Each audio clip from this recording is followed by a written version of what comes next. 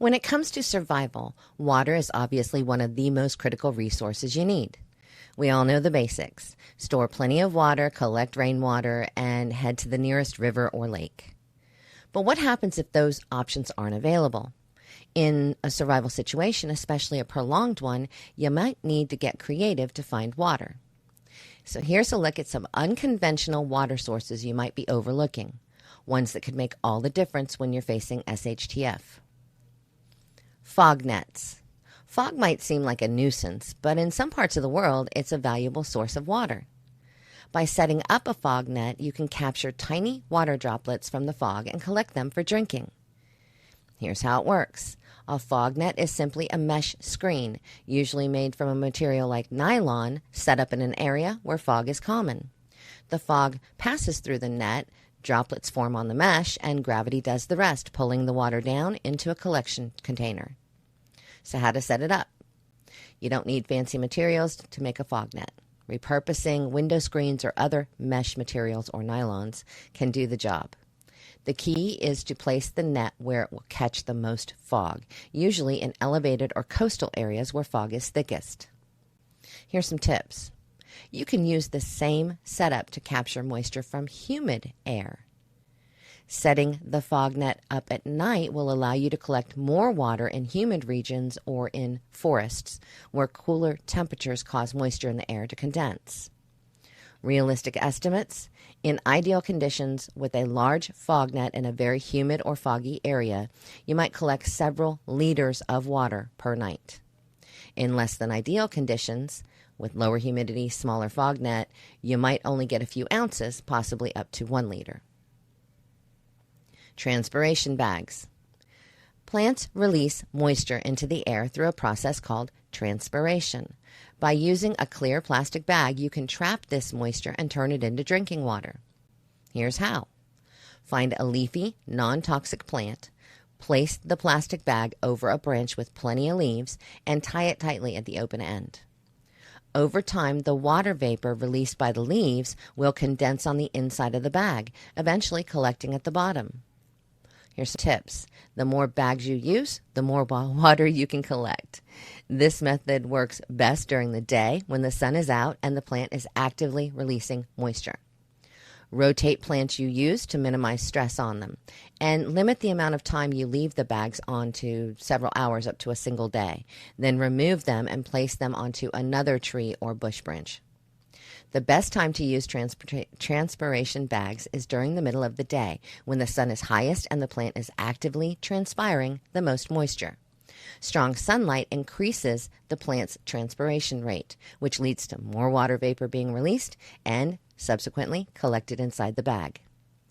Transpiration is most effective in sunny, humid conditions. In sunny, warm, and humid conditions, using a larger, more leafy plant and ensuring your seals are as airtight as possible, you can expect to collect somewhere between 8 ounces and 25 ounces per bag per day. Placing several or more bags over the branches of a few different trees or bushes could yield quite a bit of water. Dew collection. Dew forms on surfaces overnight when the temperature drops, and it can be a surprisingly good source of water. The process is simple. You just lay out a tarp, a sheet of plastic, or even pieces of absorbent cloth in an open area overnight. In the morning, you collect the dew that is formed. Where to look?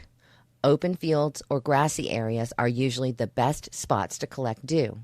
The key is to be out early before the sun evaporates it. Tips. Set up multiple tarps or sheets of plastic to maximize your total water collection.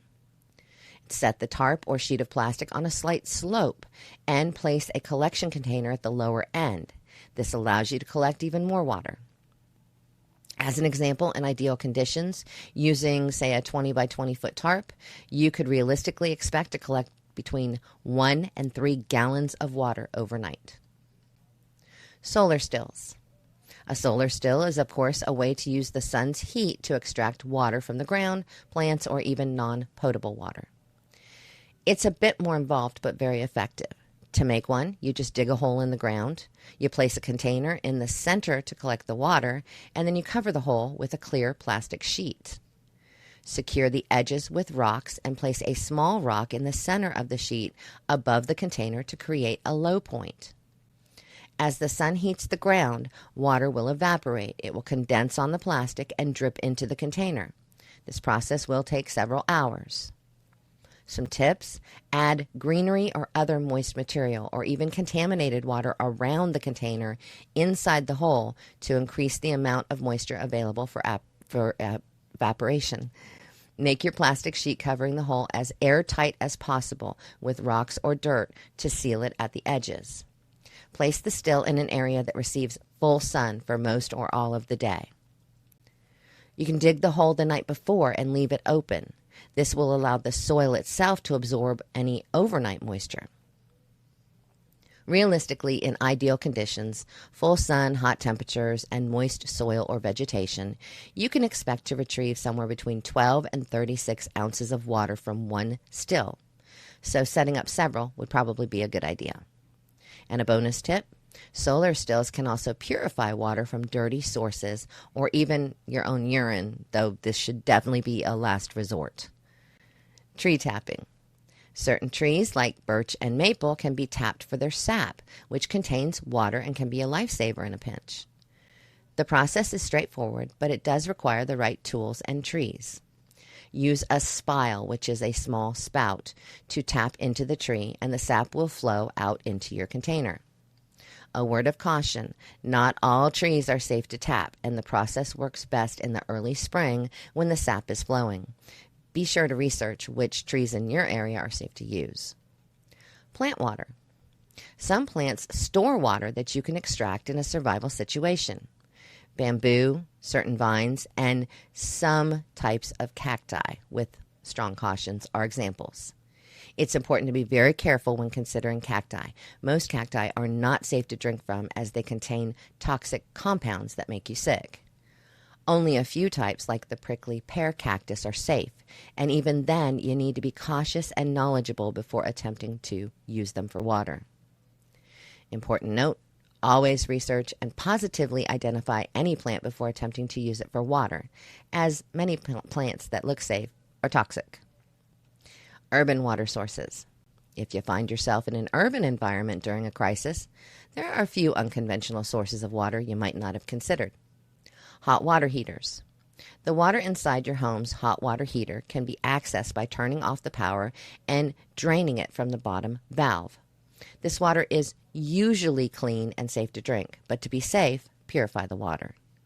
Toilet tanks. Not the bowl, but the tank at the back is often filled with clean water.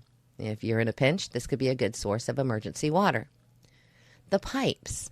If the water supply is cut off, there's still water left in the pipes. By opening the tap at the highest point in the home and then at the lowest point, you can drain whatever's left.